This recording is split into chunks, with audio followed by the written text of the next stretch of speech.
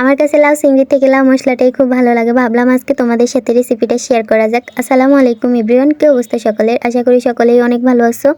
আলহামদুলিল্লাহ তোমাদের দোয়ায় আমি অনেক ভালো আছি। তো লাউ মশলা তৈরি করার জন্য এখানে আমি মিডিয়াম সাইজের একটা লাউকে কুচি করে কেটে নিছি।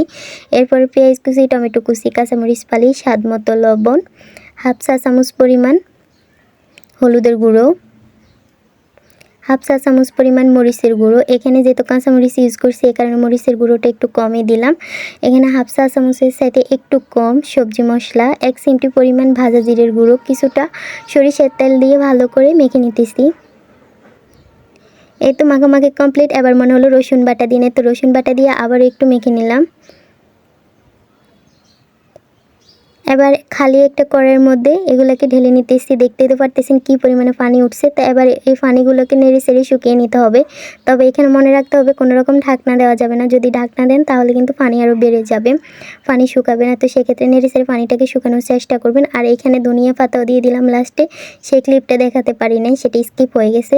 তো আমার রান্না কমপ্লিট, এখন হচ্ছে খাওয়ার পালা। তো আম্মু করলা ভর্তা বানাইছিল আর এখানে হচ্ছে লাউ মশলা। বিশ্বাস করবেন না, খেতে এত মজা লাগছে বলার বাহিরে। তো আজকে পর্যন্ত রইল, সবাই ভালো থাকবেন, সুস্থ থাকবেন। Thanks for watching my video. আল্লাহ হাফেজ।